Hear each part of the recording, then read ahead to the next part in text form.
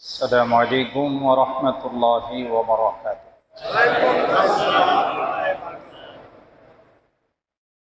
الحمد لله وكفى وسلام على عباده الذين اصطفى. أما بعد فقد قال الله تبارك وتعالى في كلامه المجيد وفي فرقانه الحميد. أعوذ بالله من الشيطان الرجيم. بسم الله الرحمن الرحيم. قل إن صلاتي ونسكي ومحياي ومماتي لله رب العالمين لا شريك له وبذلك أمرت وأنا أول المؤمنين. وقال النبي صلى الله عليه وسلم ما من أيام أحب إلى الله أن يتعبد له فيها من عشر ذي الحجة تعدل صيام كل يوم منها بصيام سنة وقيام كل ليلة منها بقيام ليلة القدر لا سيما صوم يوم عرفة أحتسب على الله أن يكفر السنة التي قبله والسنة التي بعده أو كما قال عليه الصلاة والسلام. بارك الله لنا ولكم في القرآن العظيم ونفعنا وإياكم بالآيات والذكر الحكيم. محبت الشتى درود شريف.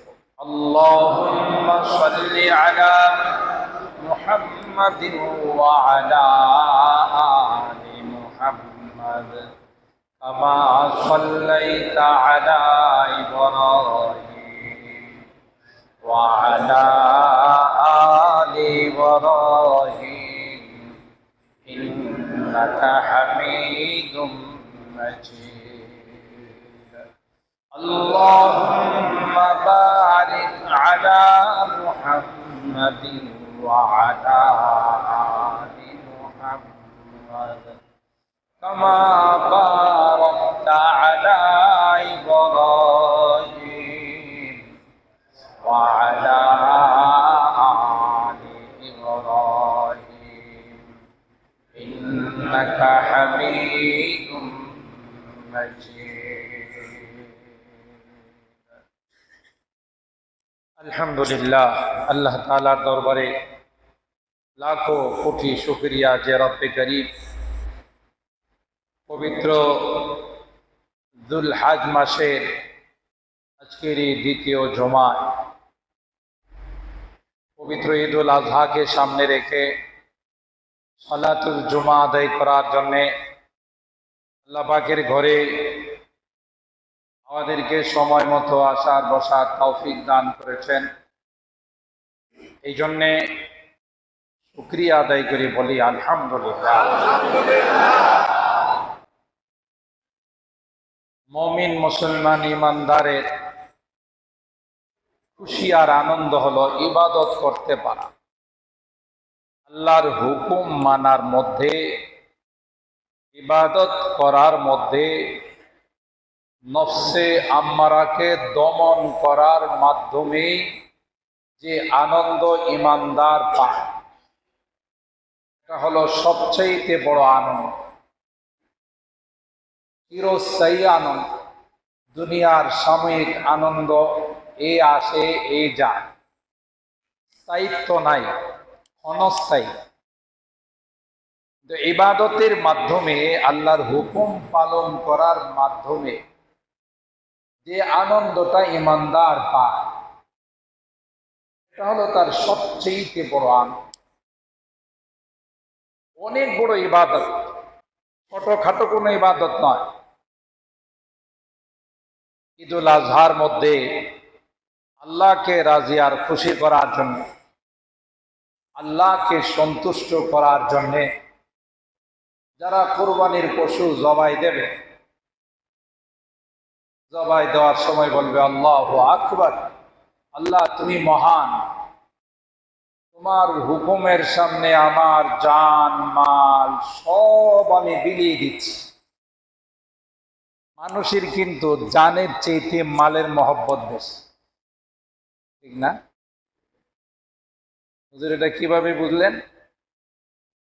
এটা আপনি যদি কোনো সময় ডাকাতের কবলে পড়েন, কোনো মানুষ এরকম আছে ডাকাতের সাথে লড়াই করে, জান পর্যন্ত দিয়ে দিয়ে তারপরও টাকা দিতে চায়, ঠিক না বিষয়টা? তাহলে কি বোঝা গেল? জানের চাইতে মালের মহব্বত কম না বেশি? বেশি। আর এই জন্যে কোরআনে কারিমে আল্লাহ জাল্লা জালালুহু আম্মা নাওয়ালুহু যেখানে জিহাদের কথা বলছেন, আল্লাহর রাস্তায় কুরবানির কথা বলছেন, এখানে আগে মালের কথা বলছেন, পরে জানের কথা বলছেন। ইউজাহিদুনা ফি সাবিলিল্লাহি বিআমওয়ালিহিম ওয়া আনফুসিহিম। আমওয়াল মানে মালের বহুবচন, আনফুস জানের বহুবচন, নফসের বহুবচন। ওয়াজাহিদু বিআমওয়ালিকুম ওয়া আনফুসিকুম, তোমরা তোমাদের মাল এবং জান দিয়ে জিহাদ করো। লা তুলহিকুম আমওয়ালুকুম ওয়ালা আওলাদুকুম, তোমাদেরকে যেন তোমাদের মাল আওলাদ আল্লাহ থেকে গাফেল না করে।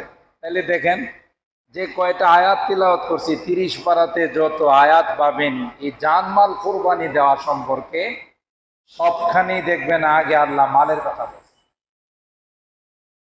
সবচেয়ে বড় জিহাদ, সবচেয়ে বড় কোরবানি মালের কোরবানি, আর সেই মালের কোরবানিটাই দেওয়া হচ্ছে ঈদুল আজহার মধ্যে। আপনি 2 লাখ 3 লাখ 4 লাখ 5 লাখ যার যার সামর্থ্য অনুযায়ী, সাধ্য অনুযায়ী যে টাকাটা আপনি বের করে দিচ্ছেন কোরবানির পশু কেনার জন্য, দেওয়ার সময় কিন্তু মনের মধ্যে অনেক চোট লাগে, হাইরি এত কষ্ট করে টাকাটা কামাইলাম, এবার গরু ব্যবসায়ী গাবতলি থেকে নিয়ে গেল, ইসলাম হাউজিং থেকে নিয়ে গেল, কচুঘাট থেকে নিয়ে গেল, দিয়াবাড়ি থেকে নিয়ে গেল, আমার 2 লাখ টাকা, আবার লাখ কয় না যে 203 টাকা, 240 টাকা, 260 টাকা, আপনি যেন এটা বড় মনে না করেন, 200 টাকা মাত্র। ইশারা ইঙ্গিতে বুঝা, মনের মধ্যে নফসে আম্মারার মধ্যে আঘাত লাগে। তো কষ্ট করে বেতন পাই মাত্র 20,000 টাকা, কথার কথা, টাকাটা জমাইলাম একটা বছরে, টাকাটা একদিনে নিয়ে নিল। টাকার মায়া, এটা অনেক বড় মায়া, আর এর কোরবানি করা সবচেয়ে বড় কোরবানি। যে আল্লাহ রাব্বুল আলামিন আমার আপনার নফসের এই কোরবানিটা দেখেন, ইখলাস আর নিয়ত দেখেন। ইসলামে যত ইবাদত আছে, ইসলামের যত হুকুম আকাম আছে, রোকন আরকান আছে, ধরেন নামাজ, এখানে মালের কোনো কোরবানি নাই, জানের কোরবানি। কষ্ট হচ্ছে, বাসার থেকে আসছেন, রুদ্রে আসছেন, বৃষ্টিতে আসছেন, তো জানের একটু কোরবানি হচ্ছে, এখানে মালের কোনো সম্পৃক্ততা নাই। যাকাত, সদকায়ে ফিতর, ওখানে আছে আপনার শুধু মাল, জানের কোনো কোরবানি নাই। হজ, এটার মধ্যে উভয়টা আছে। শুধু মাল থাকলেও হজ ফরজ হয় না, শুধু শক্তি থাকলেও হজ ফরজ হয় না, দুইটাই থাকতে হবে। মুরাক্কাব মিনাল মালি ওয়াল বাদান, জান মাল দুইটাই থাকতে হবে হজের মতো। এই জাতীয় ইবাদত, রোজা এটাও আপনার শারীরিক ইবাদত, নামাজ এটাও শারীরিক ইবাদত, হজ এটার মধ্যে উভয়টা আছে, কুরবানি এটার মধ্যে মালের ইবাদত, যাকাতের মধ্যে মালের ইবাদত। আল্লাহ রাব্বুল আলামিন উভয়টা দিয়ে আমাকে আপনাকে পরীক্ষা করেন। আমাদেরকে আল্লাহ তাআলা ইন্টারভিউ নেন। দিছেন কে? জানো দিছেন কে? বলেন কে দিছেন? আল্লাহ। মাল দিছেন কে? কোনোটাই আমার না। কত এমটি পকেট, কত পথের ভিখারি গিয়ে দেখেন কত মিলিয়ন বিলিয়ন ডলারের মালিক, কেউ কল্পনাও করে নাই। আমি যখন আগে এখানে ছিলাম, একটা ছেলে, আমার জীবনের একটা বাস্তব ঘটনা বলতেছি আর কি। একটা ছেলে একজন নেতার জুতা টানত, শুধু জুতা নিয়ে নিয়ে আমার রুমে আসতো, জুতা বহন করে। আমি একদিন আমার গাড়ির কাজ করাইতেছি একটা পার্সের রুমে, পার্সের দোকানে, একটু মোবিল টোবিল চেঞ্জ করতেছে। হঠাৎ করে দেখি ছেলেটার নামছে লেটেস্ট প্রিমিউ গাড়ি, তাও মেরুন কালারের। আমি তো ওরে দেখা অবাক, পুরা অবাক হয়ে গেছি যে ওরে বাবা, এত দামি গাড়ি এখন বাজারে, এগুলো 50-55 দাম আছে, একেবারে নিউ, 20 মডেলের গাড়ি, 19 মডেলের গাড়ি। আমি তো রীতিমতো তাকাই রয়েছি, কি কি ব্যাপারে, এই গাড়ির মালিক হয়ে গেছে, কিছুদিন আগে জুতা টানছে। আমি দোকানের মালিককে জিজ্ঞাসা করলাম যে কি ব্যাপার, ওই কবে থেকে? কই স্যার ও দুইটা গাড়ি আছে। এটা তো আপনি দেখছেন আরেকটা গাড়ি আছে, ওটা আরো দামি। তাই এটা আমার নবীর কথাই সত্য প্রমাণিত হলো। আল্লাহর হাবিব 1500 বছর আগে বলে গেছেন, দেখো একটা জামান আসবে, ওয়া আনতালিদাল উফাতাল উরাতাল আলাতা রিআ আশাই ইয়াতাতাওয়ালুনা ফিল বুনয়ান ওয়া আনতালিদাল আমাতু রাব্বাতাহা ওয়া আনতারাল উফাতাল উরাতাল আরাতা উরাতার রিআ আশাই। একটা সময় আসবে যে সময়ে মা তার মনিবকে জন্ম দিবে। এটার বিশ্লেষণ বুঝছেন? অর্থাৎ সন্তান মা বাবার উপর কর্তৃত্ব চালাবে, এটা হলো মনিব। আল্লাহর হাবিব বলছেন যে এমন একটা সময় আসবে মা বাবার কথা বলার কোনো সুযোগ থাকবে না। এই তুমি কথা বলবা না, এই পোড়া তুমি কথা বলবা না, এই বুড়ি তুমি কথা বলবা না। সময়টা মনে হয় এখনো আসে নাই।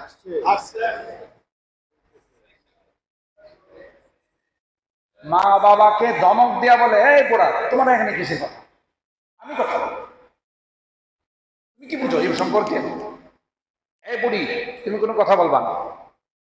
কি বোঝা গেল? মা বাবার উপরে তার কর্তৃত্ব চালাচ্ছে, ঠিক কিনা বলেন?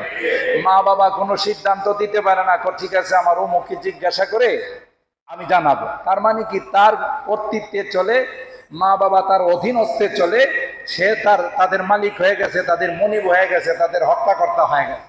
আসছে না সময়টা এরকম?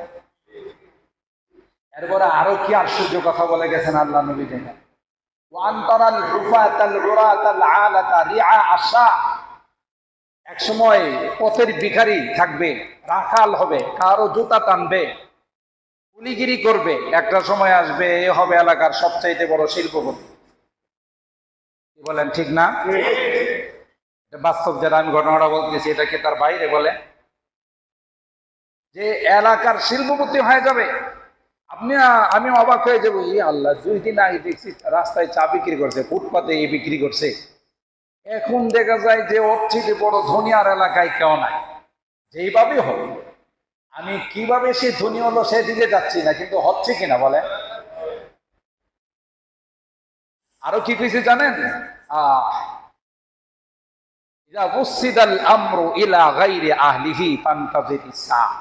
অযোগ্যরা সমাজের নেতৃত্ব দিবে। কে বলছেন এই কথা? আল্লাহর হাবিব সাল্লাল্লাহু আলাইহি ওয়াসাল্লাম। ইদা উসিদাল আমরু ইলা গায়রি আলিহি ফান্তাজিরিস সা। আরো কি বলছে জানেন? জেনা বেবিচার এত ব্যাপক হবে, 90 বছরের বুড়ি আর 10 বছরের বাচ্চাও এই জানার হাত থেকে, বেবিচারের হাত থেকে রেহাই পাবে না। এটা বোধ বাংলাদেশে হচ্ছে না? আল্লাহর হাবিবের প্রত্যেকটা বাণী অক্ষরে অক্ষরে বাস্তবায়ন হচ্ছে। এমন এমন মানুষ সমাজে নেতৃত্ব দিচ্ছে, কর্তৃত্ব তাদের, লেখাপড়া হয় নাই, কিচ্ছু নাই, টাকার জোরে, শক্তির জোরে, প্রভাবে সমাজের নেতৃত্ব দিচ্ছে। ঠিক কিনা বলেন?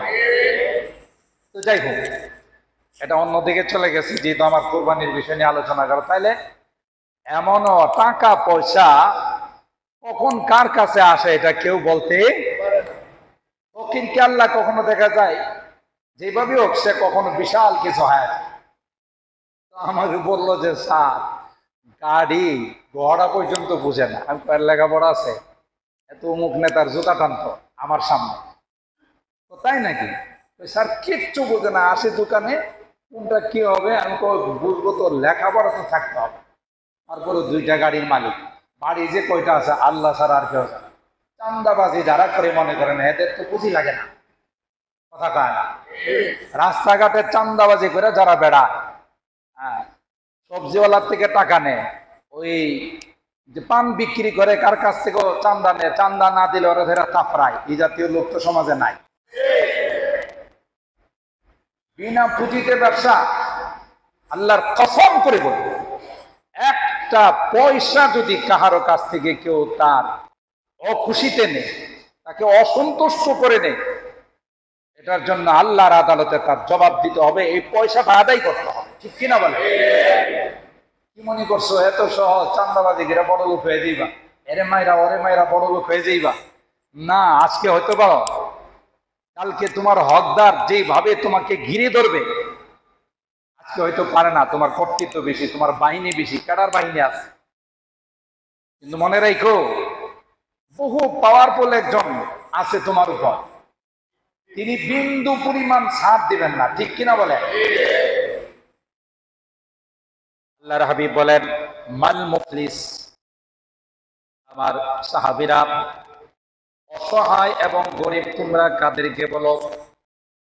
সাহাবায়ে কেরাম বললেন আল মুফলিসু ফিনা মান লা মাতাআ লাহু ওয়া লা দিরহাম লাহু। পয়গম্বর, গরিব অসহায় আমরা মনে করি যার টাকা পয়সা নাই। আল্লাহর হাবিব বললেন না না, গরিব হলো আল মুফলিসু মিন উম্মতি মান ইয়াতি ইয়াউমাল কিয়ামাতি বিসালাতি ওয়া সিয়ামি ওয়া যাকাত ফাকাদ শাকামা হাযা ওয়া কাযাফা হাযা ওয়া সাফাকা দামা হাযা। আমার উম্মতের মধ্যে সবচাইতে অভাবী হবে, সবচাইতে গরিব হবে, অসহায় হবে যার নামাজ রোজার অভাব নাই, সব কিছু আছে, নামাজও পড়ছে, রোজাও রাখছে, হাতটা তার কন্ট্রোলে ছিল না, জুবানটা তার কন্ট্রোলে ছিল না, যাকে ইচ্ছা তাকে গালিগালাজ করছে, যাকে ইচ্ছা তাকে থাপ্পড় লাগাইছে। দুনিয়ার গরিব মিসকিন অসহায় মানুষগুলো তার কাছ থেকে বিচার পায় না। এলাকার নেতা, এলাকার পাওয়ারফুল ব্যক্তি মালিকের কাছে হাত তুলে বলেছেন আল্লাহ বিচার পাইব না, বিচার দিব না, তোমার আদালতে বিচার দিলাম। আল্লাহর কসম, পয়গম্বর বলেন হাত তুলতে দেরি হয়, ওই হাত আল্লাহর আরশ পর্যন্ত যাইতে দেরি হয় না, সাথে সাথে হাত চলে। আল্লাহ কয় জমা রাখলাম তোর দোয়া, তোর বদদোয়া জমা রাখলাম, সময় মতো তোর সামনে হক আদায়। কিয়ামতের ময়দানে আল্লাহ হকদারকে বলবে আসো, নেতার কাছ থেকে তোমার হক নিয়ে আনো, তোমার থাপ্পড় দিছিল না, এখন প্রতিশোধ নাও, তোমার টাকা পয়সা মারছিল, চান্দা নিছিল না, এখন প্রতিশোধ নাও। হ্যাঁ, এগুলো দিব কর্তৃক বললো যে যা তার নেকে আছে সবগুলো তোমরা নিয়ে যাও। তারপরও হকদারদের হক শেষ হবে না, এরপরে বলবে যে তোমাদের গুনাহগুলো তার ঘাড়ে চাপিয়ে দাও। আল্লাহর হাবিব বলেন সবচাইতে বড় কাঙ্গাল বদনসিব এই লোকটা। এই জন্য খুব সহজ না, খুব সহজ না। এক আঙ্গুল পরিমাণ কাহারও জায়গা যদি আপনি জবরদস্তি করে নিয়ে নেন, বিল্ডিং বানায় নেন, 7 তবক জমিন বানায় আল্লাহ তাআলা আপনার গলার মধ্যে ঝুলিয়ে দিবে। এবার বুঝেন তখন কি অবস্থাটা আপনার দাঁড়াবে। 7 তবক জমিন আপনার গলা। আজকে গরিব মানুষ আপনার পাশের বিল্ডিং এ তার জায়গা 2 হাত নিয়ে নিছেন, আপনি কথা বলবি তো শেষ করে বলানো, হুমকি দিছেন। আল্লাহর কাছে লেখা আছে কোন তারিখে নিছেন, কত তারিখে নিছেন, ওখানে আল্লাহর ডকুমেন্টসের মধ্যে আছে, ফাইলের মধ্যে আছে। বলবে যে অমুকের জায়গা তুই 2 হাত জায়গা দখল করিস নাই, এত ফিট জায়গা তুই নিয়ে যাস নাই জায়গা। এই হবে অবস্থা মোহতারাম হাজিরিন।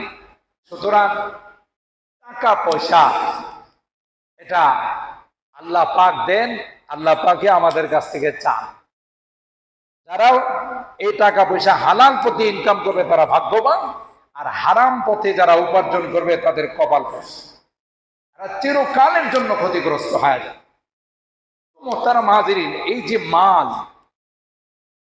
মালের মহব্বতকে কোরবানি দেওয়া, হাত থেকে 4-5 লাখ 3 লাখ 2 লাখ টাকা দিয়ে গরু নিয়ে আসা, এটা নফসে আম্মারার অনেক বড় কোরবানি। পাশাপাশি কিছু তো শিক্ষিত শয়তান আছে, যারা শিক্ষিত এবং শয়তান, এরা দেখবেন বিভিন্ন টক শোতে মিডিয়াতে বলবে যেটা কোনো যুক্তি কথা আছে, একই দিনে এতগুলো পশু জবাই দেওয়া, এই পশুগুলো যদি সারা বছর জবাই দেওয়া হতো মানুষে খাইতো, তাহলে মানুষের পুষ্টির যোগান হতো।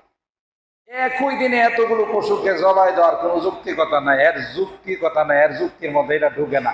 আমরা কি জবাই দিতেছি নিজেদের জন্য না আল্লাহর জন্য? আরে বোকা, তুই তো বুঝবে না, তোর মাথায় তো শয়তান পেশাব করে রাখছে। এই জিনিস যত বেশি ব্যবহার হয় সেই জিনিসের উৎপাদন আল্লাহ তাআলা তত বেশি বাড়িয়ে দেন। কুরবানির পশুর হাটে গরু সহ বাংলাদেশ স্বাধীন হওয়ার পর কোনোদিন শুনছেন? কথা কয় না। গরু আসতেই থাকে। 1 বছরের যেই পরিমাণ গরু আছে, অনেক সময় আমরা দেখি দাম কম হওয়ার কারণে পাইকাররা গরু নিয়ে আবার বাড়িতে চলে যায়। কথা বলেন ঠিক কিনা? তার মানে যারা কোরবানি দেওয়া রাখি কোরবানি দিচ্ছে না, দেওয়ার পরেও পশু অবশিষ্ট থেকে যাচ্ছে, এগুলো দিতেছেন কে? ধরে বলেন। বিড়ালের কোনো হাট আছে, কুকুরের কোনো হাট আছে, যদিও কেউ কেউ করে সেটা ভিন্ন কথা, যে অথচ দেখা যায় এক একটা কুকুরে 4-5টা, কোনোটা আবার 1 ডজনও দেয়। বিড়ালে দেখা যায় 3-4টা করে বাচ্চা দেয়। বছর শেষে তালাশ করলে দেখা যাবে যে একটাও নাই, কোনোটা হয়তো গাড়ির নিচে বেরা, কোনোটা হয়তো পিকআপের নিচে বেরা, অটোর নিচে বেরা, সব।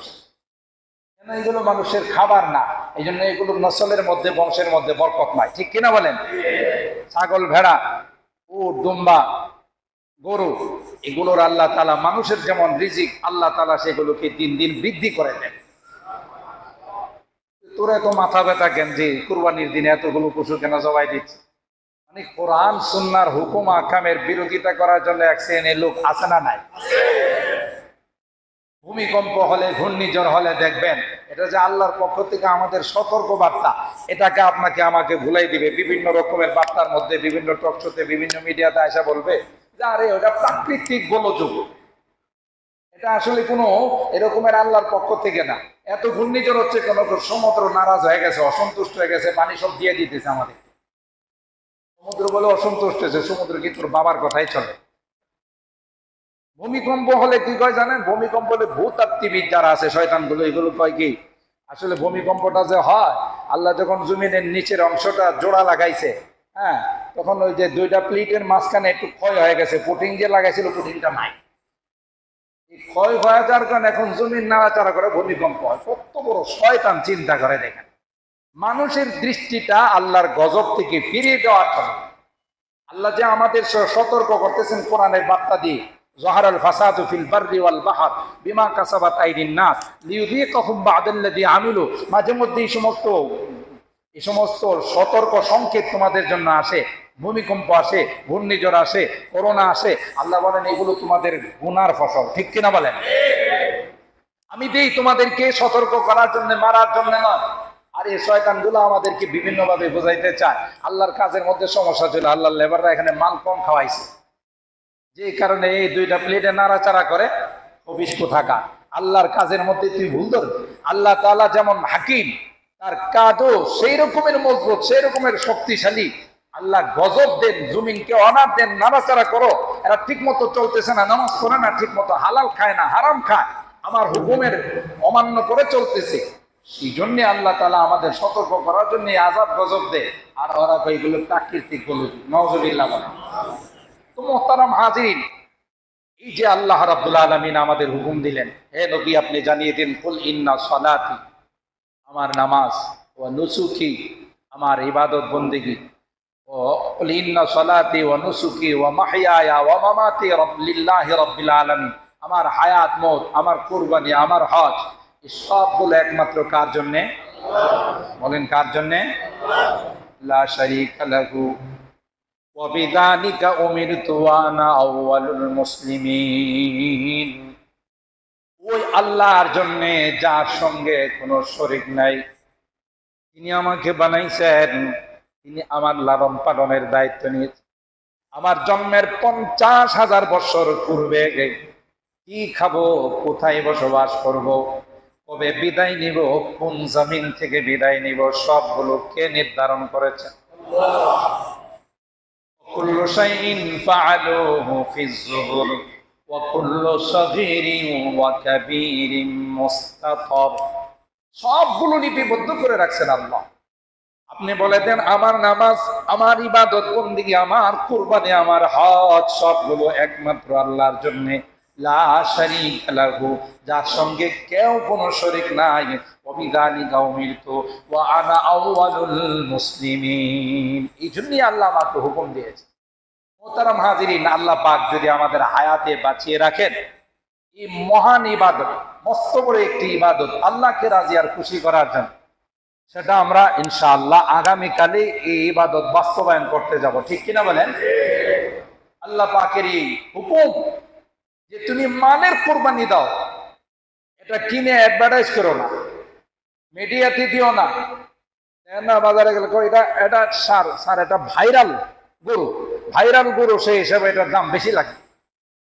তো এই ভাইরালের জন্য না, ভাইরাল হইবা তো কার কাছে? বলেন কার কাছে? আল্লাহর কাছে। গত জুমায় বেশি আমি বিস্তারিত আলোচনা করেছি যে একমাত্র, কেবলমাত্র, শুধুমাত্র কার জন্য হবে কোরবানি? কোনোভাবেই গোশত খাওয়ার নিয়ত থাকতে পারবে না, লোক দেখানোর নিয়ত থাকতে পারবে না, মানুষকে বলার নিয়ত থাকতে পারবে না, শুধু একমাত্র আল্লাহর জন্য কোরবানি হবে। তাহলে কোরবানির পশুর রক্তটা জমিনে পড়ার আগে আল্লাহর আরশকে স্পর্শ করে ফেলবে। এটা হাদিসের মধ্যে আছে। প্রত্যেকটা পশমে পশমে আল্লাহ তাআলা কোরবানি দাতার আমলনামায় অজস্র সওয়াব দান করবেন। সুবহানাল্লাহ। সেই জন্য আমরা ইনশাআল্লাহ আগামীকাল এই আল্লাহর এই মহান হুকুম পালন করার জন্য আমরা সবাই প্রস্তুতি নিচ্ছি। এখনো যদি কাহারও মনে কিছু থাকে আল্লাহর কাছে তাওবা করে যে না, কোনো কিছু আমার মনে নেই, আল্লাহ আপনার জন্য দিচ্ছি, আপনি আবার আমাকে হুকুম দিয়েছেন গোশত খাওয়ার জন্য, তাই খাবো। আপনি যদি না করতেন সে গোশত আমি খাইতাম না, আপনার জন্যই দিতাম, ঠিক কিনা বলেন? আপনি দাওয়াত দিচ্ছেন 3 দিন, এই জন্য এই 3 দিন রোজা রাখা যায় না। 10, 11, 12 3 দিন কি রাখা যাবে না? রোজা রাখা যাবে না, রোজা রাখা নিষেধ। হ্যাঁ, এই জন্যে এই আল্লাহ তাআলার পক্ষ থেকে দাওয়াত, কুরবানি দিব আল্লাহর নামে। আল্লাহ বলেন আমি কিছুই খাবো না, লা ইয়ানালাল্লাহু লুহুমুহা ওয়ালা দিমাউহা ওয়ালাকিন ইয়ানালুহু তাকওয়া মিনকুম। তোমার পশুর কোনো গোশত, তোমার পশুর কোনো হাড্ডি, কোনো অংশ আমি আল্লাহর কাছে আসবে না, আসবে তোমার অন্তরের ইখলাস, তার জন্য দিচ্ছি। এই জন্য নিয়ত পাক্কা খালেস করে নিব ইনশাআল্লাহ। বলেন ইনশাআল্লাহ। শরীকদেরকে তশকিল করে নিব, শরীকদেরকে বলে দিব ভাই কোনো রকমের গোশত খাওয়ার নিয়ত থাকতে পারবে না, কোনো রকমের মানুষকে দেখানোর নিয়ত থাকবে না, তাইলে আমার এই পশুটা একমাত্র আল্লাহর জন্য হবে। হাদিস বলে কিয়ামতের ময়দানে ফুলসরাতের বাহন হয়ে যাবে এটা। সুবহানাল্লাহ। দ্বিতীয় নাম্বার কথা হলো যে এই যে দিনগুলো আমরা অনেকে রোজা রাখছি, আলহামদুলিল্লাহ আজকেও জিলহজ মাসের 9 তারিখ, আজকের রোজার ফজিলতের কথা আমরা আগেও শুনছি যে আজকের এই আরাফার দিনের রোজা, জিলহজ মাসের 9 তারিখের রোজা। আল্লাহর হাবিব বলেন আহতাসিবু আলাল্লাহ আইয়ুকাফিরা সানাতাল্লাতী ক্বাবলা ওয়াস সানাতাল্লাতী বা'দা। এক দিনের রোজার কারণে আল্লাহ রাব্বুল আলামিন এক বছরের আগের, এক বছরের পরের গুনাহ মাফ করে দিন। অনেক আল্লাহওয়ালারা, অনেক আল্লাহর বান্দা বান্দিরা আজকের দিনে রোজা রাখছেন এই ফজিলত পাওয়ার জন্য। বড় বরকতময় দিন। আগামীকাল ঈদুল আজহা। ঈদুল আজহার কিছু সুন্নত আছে, সেগুলো আমরা পালন করে আসবো। সময় যেহেতু সব, এই জন্য সংক্ষেপে বলে দিই। ঈদুল আজহার দিন, দুই ঈদের দিনই, ঈদুল আজহার দিনে একটু সকাল সকাল ঘুম থেকে ওঠা। যারা মনে করেন প্রতিদিন 10টায় উঠেন, আপনারা 10টায় উঠলে কিন্তু সব যাইব, কুরবানিও যাইব, নামাজও যাইব, সব যাইব। আর কালকে এইভাবে করা যাবে না, কালকে আজানের আগে উঠতে হবে ইনশাআল্লাহ। অ্যালার্ম দিয়ে রাখবেন যে ফজরের আজানের আগে আমি উঠবো, উঠে এরপরে নামাজের প্রস্তুতি নিব। এরপরে নামাজ পড়ে গিয়ে খুব দ্রুত ঈদের নামাজে আসার জন্য মিসওয়াক করব, গোসল করব ভালোভাবে, নিজেদের সাধ্য মতো ভালো পোশাক পরিধান করব। ঠিক কিনা বলেন? এটা হলো ঈদুল আজহার সুন্নত। আর একটা বিশেষ সুন্নত হলো ঈদুল আজহার, যে ঈদের নামাজে আসার আগে কোনো কিছু খাওয়া যাবে না। খাওয়া যাবে না বলতে কেউ যদি অসুস্থ হন সেটা ভিন্ন কথা, কিন্তু না খাওয়াটা হলো সুন্নত। ঈদুল আজহার মধ্যে কিছু না খায় আসা সুন্নত। আরো যদি অসুস্থতা হয়, কেউ ডায়াবেটিক্সের রোগীর, আপনার হিসাব ভিন্ন। কিন্তু সাধারণত যারা পারি আমরা ঈদের নামাজ আসবো কিছু না খায়া, ঈদের নামাজের পরে গিয়ে যদি সম্ভব হয়, সবচেয়ে উত্তম হলো কুরবানির পশুর থেকে কিছু নিয়ে, কলিজা হোক কিছু হোক আগে নিয়ে ওইটা দিয়ে খাওয়ায়, তাহলে সবচেয়ে বেটার, সবচেয়ে উত্তম। না পারলে যে কোনো কিছু খাইলেন, কিন্তু আগে কিছু খায় না। এটা হলো আরেকটা সুন্নত। ঈদুল আজহার আরেকটা সুন্নত হলো যে এই তাকবীরে তাশরিক যেটা আছে, আল্লাহু আকবার, আল্লাহু আকবার, লা ইলাহা ইল্লাল্লাহু, আল্লাহু আকবার, আল্লাহু আকবার, ওয়ালিল্লাহিল হামদ। যে এই রাস্তা দিয়ে আসবেন, এই রাস্তা দিয়ে আসার পথেই তাকবীর পড়তে পড়তে আসবেন। আবার আরেক রাস্তা দিয়ে যাবেন, মনে করেন 1 নাম্বার লাইন দিয়ে আসছেন, যাওয়ার সময় 2 নাম্বার লাইন দিয়ে যান। তাহলে আপনি এক রাস্তায় আসলেন, আরেক রাস্তায় গেলেন, অসুবিধা তো নাই, বেশি দূরত্ব না। এটা একটা সুন্নতের উপর আমল হয়ে গেল। খুশবু লাগাবেন, যার যার সাধ্য মতো খুশবু, ভালো পোশাক লাগায়। এভাবে আমরা ঈদুল আজহার নামাজ একটু সকাল সকাল পড়া, ঈদুল ফিতরের তুলনায় এটাও সুন্নত। সেই জন্য আমরা আমাদের কমিটির সাথে আমরা আলোচনা করে, পরামর্শ করে, আমাদের এখানে যেহেতু 2টা জামাত হয়, আমরা ঈদুল আজহার প্রথম জামাত নির্ধারণ করেছি সকাল 7টায়। বলুন কয়টায়? সকাল 7টায় আমাদের ঈদুল আজহার প্রথম জামাত হবে ইনশাআল্লাহ। দ্বিতীয় জামাত হবে সকাল 8টায়। দ্বিতীয় জামাত কয়টায়? সকাল 8টায়। তো আমরা কোনো কারণে যদি কেউ প্রথম জামাত ফেল করি, কোনো কারণে যদি প্রথম জামাত আমার মিস হয়ে যায়, তাহলে অবশ্যই যেন দ্বিতীয় জামাত আমার ফেল না হয়, সেদিকে আমরা সতর্ক থাকব। 2টা জামাত আমাদের এখানে ইনশাআল্লাহ। প্রথম জামাত সকাল 7টায়, দ্বিতীয় জামাত সকাল 8টায়। আমরা খেয়াল রাখবো, যারা নাই তাদেরকে জানিয়ে দিই। 3 নম্বর কথা হলো, ভাই আমরা আগের থেকে শুনে আসছি, কুরবানির পশুর চামড়াটা এটা আমার না, এটা গরিব মিসকিন অসহায় এতিম যারা আছে তাদের হক। বিশেষ করে এতিমখানাতে দিলে লাভটা বেশি হয়। এই যে একেবারে লাভ হতেই থাকে, হয়তো আপনার বাসার বুয়ারে দিলেন কথার কথা, বা গরিব অসহায় আত্মীয় স্বজনকে দিলেন, এটা নিষেধ নাই, ইসলামে দিতে বলা হয়। কিন্তু যেই দিকে দিলে লাভটা বেশি, সেই দিকেই তো আমার ব্যবসাটা করা দরকার। ঠিক কিনা বলেন? মাদ্রাসার এতিম অসহায় ছাত্রদেরকে দিলেন, এরা সারাক্ষণ 24 ঘন্টা কোরআন পড়লো, ইবাদত বন্দি করলো, দিন চর্চা করলো, তাইলে দেখা গেল এটার সবটা আপনি আজীবন পাবেন। মৃত্যুর পরও এই সব বন্ধ হবে না, চলতেই থাকবে। সুবহানাল্লাহ। আপনার একটু সামান্য একটু চামড়া, মনে করেন আপনার 2 জনে মিলে দিয়েছেন, 3 জনে মিলে একটু পরামর্শ করে নেন। আমাদের এখানে এতিমখানা আছে, আলহামদুলিল্লাহ অনেক গরিব অসহায় ছাত্র আছে। যদিও আমাদের, আপনারা হয়তো মনে করবেন যে বিশাল বিল্ডিং আছে, কিন্তু বিশাল বিল্ডিং এর পরও আমরা যে পরিমাণে ছাত্র শিক্ষক, তাদেরকে যে পরিমাণে আমরা ফেসিলিটি দিচ্ছি, থাকা খাওয়া সব ফ্রি। হ্যাঁ, নাম কেউ আসছে, শুধু তাদের থেকে বিদ্যুতের একটা চার্জ নেওয়া হয়, থাকা খাওয়া সবটাই ফ্রি। তো 500-600 মানুষের যদি 3 বেলা খাবার দেওয়া হয়, খরচ তো খুব একটা বেশি লাগার কথা না। কি বলেন? তাহলে আমরা বাজার সদাই করি, বুঝি যে কি অবস্থা বাজার ঘাটে। টোটালি 3 বেলা সময় মতো আমাদের এই ছাত্রদের সামনে খাবারটা দেওয়া হচ্ছে। আলহামদুলিল্লাহ, এটা আপনাদের সুদৃষ্টির কারণেই আপনারা রমজানের সময় একটা জাকাতের একটা বিগ অ্যামাউন্ট, বড় একটা অ্যামাউন্ট আমাদের এখানে দেন। হ্যাঁ, আর কুরবানির সময় আপনাদের চামড়াগুলো দিয়ে দেন। আপনারা একা বিক্রি করলে হয়তো দেখা গেল এটার যে মূল্য পাইতেন, আমরা যখন একসাথে করে সব বিক্রি করি, তখন এভারেজে আমরা একটা ভালো দাম পাই। যদিও চামড়া নিয়ে অনেক সিন্ডিকেট হচ্ছে, চামড়া নিয়ে অনেক কিছু বিগত দিন হচ্ছে, আপনারা জানেন। তারপরেও আমরা আশাবাদী যে এবার যেহেতু একটু পট পরিবর্তন হয়েছে, এবার আমরা চামড়ার একটু মূল্য পাবো ইনশাআল্লাহ। আপনারা আপনাদের চামড়াগুলো মেহেরবানি করে দিয়ে দিবেন। আমাদের গ্রুপ ওয়ারি, লাইন ওয়ারি আমাদের শিক্ষকরা থাকবে, ছাত্ররা থাকবে আপনাদের জবাই করার জন্য, চামড়া নেওয়ার জন্য।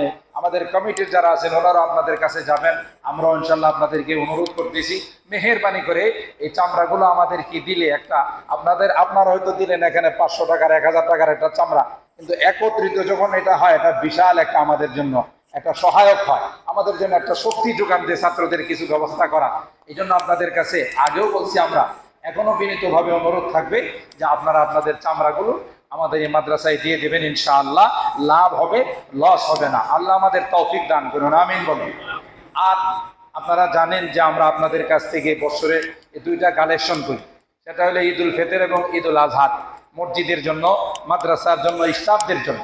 আপনারা সেটা সবাই জানেন। আপনাদেরকে আবারও মনে করিয়ে দেওয়ার জন্য আমরা আপনাদেরকে আহ্বান করি যে ঈদের দিন যেহেতু আসবেন, একটা আনন্দের দিন, খুশির দিন। যারা এখানে খেদমত করবে, যারা আপনাদের এই নামাজের ব্যবস্থা করে দিচ্ছে, আপনাদের সেবা দিয়ে যাচ্ছে, এরাও গোটা বছরের মধ্যে একটা আশা থাকে যে আমাদেরকে ঈদের সময় আমাদের এলাকার মানুষ মহব্বত করে কিছু দিবে, মাদ্রাসায় কিছু দিবে, মসজিদে কিছু দিবে, আল্লাহর ঘরে কিছু দিবে।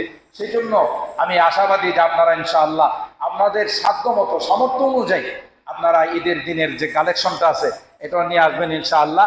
আর আগে ভাগে চলে আসবেন সবাই, যেহেতু এখান থেকে যাওয়ার পর আমাদের কুরবানির ফাংশন আছে, কুরবানি দিতে হবে আমাদেরকে। পরিষ্কার পরিচ্ছন্নতার প্রতি আমরা খেয়াল রাখবো। এটা সিটি কর্পোরেশন থেকে বলা হয়, বিভিন্ন জায়গা থেকে বিভিন্নভাবে মাইকিং করা হয়। এই পরিষ্কার পরিচ্ছন্নতা আন-নাযাফাতু মিনাল ঈমান, যে ঈমানের অঙ্গ। সেই জন্যে আমরা পরিষ্কার পরিচ্ছন্নতা, যারাই যেখানে কুরবানি করবো এখানে পানি দিই, আমার পাইপ দিয়ে পানি দিয়ে জায়গাটা পরিষ্কার করে ফেলবো। এখানে যদি ময়লা আবর্জনা থাকে, সিটি কর্পোরেশন থেকে আপনাদেরকে পলি দিছে, না হলে নিজেরা নিজেদের মতো করে ব্যবস্থাপনা করে এগুলো রেখে দিবেন। ওখান থেকে ময়লা আবর্জনা যারা নিয়ে যায় তারা এগুলো নিয়ে যাবে। কোনো অবস্থাতেই রাস্তায় যদি আপনি রাখেন, আপনি করলেন অনেক বড় সওয়াবের কাজ। আর 2-3 দিন যখন এই ময়লাগুলো থাকলো, তখন মানুষ আসা যাওয়ার পথে যে কষ্টটা পাইলো, আপনার সব মাইনাস হয়ে যায়। এই জন্য এই কাজটা আমরা করবো না। ইমানি তাকাজা অনুযায়ী, ইমানি দায়িত্ব অনুযায়ী প্রত্যেকেই যার যার এরিয়াটাকে যদি আমরা পরিষ্কার রাখি, তাহলে আর কোনো অপরিষ্কার থাকবে? বলেন, অপরিষ্কার থাকবে? আপনাকে কে বলছে না না বলছে সেদিকে না, আপনার ইমানি দায়িত্ব। আপনি গোটা এরিয়াটা পরিষ্কার রাখবেন, তাহলে পরিবেশটাও সুন্দর হবে, সেইভাবে আমাদের এলাকাটাও সুন্দর থাকবে। আর আমি একটা ইমানি দায়িত্ব পালন করলাম। 5 নাম্বার কথা হলো তাকবীরে তাশরিকের কথা, যেটা বললাম যে তাকবীরে তাশরিক আজকে ফজর নামাজ থেকে শুরু হয়ে গেছে। ফজর নামাজ থেকে এই তাকবীরে তাশরিক যারাই ফরজ নামাজ আদায় করবে, ঘরে হোক, বাইরে হোক, জামাতে হোক, নারী হোক, পুরুষ হোক, ফরজ নামাজের পরে একবার তাকবীরে তাশরিক বলা এটা ওয়াজিব। যে তাকবীরটা একটু আগে আমরা পড়ছি, আল্লাহু আকবার, আল্লাহু আকবার, লা ইলাহা ইল্লাল্লাহু আল্লাহু আকবার, আল্লাহু আকবার, ওয়ালিল্লাহিল হামদ। এই তাকবীর নারী পুরুষ সবাই পড়বে। একবার পড়া, 3 বার পড়া সুন্নত নয়। একবার পড়া, জামাতের সাথে হোক, একা একা হোক। আর মা বোনরা এই তাকবীর পড়বেন ফরজ নামাজ আদায় করার পর একবার আস্তে জোরে না। ইনশাআল্লাহ কিছু বিষয় আপনাদের খেদমতে আরজ করলাম।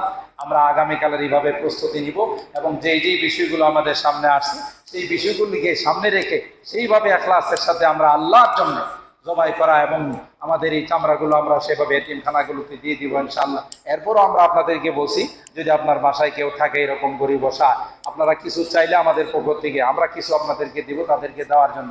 কিন্তু চামড়াটা আপনাদের কাছে আমরা চাই, দাবি করি, আমরা এই চামড়াগুলো আপনারা দিয়ে দিবেন। আল্লাহ আমাদের সকলকে এই কথাগুলোর উপর আমল করার তৌফিক দান করুন, আমিন। ওয়া আখিরু দাওয়ানা আনিল হামদুলিল্লাহি রাব্বিল আলামিন।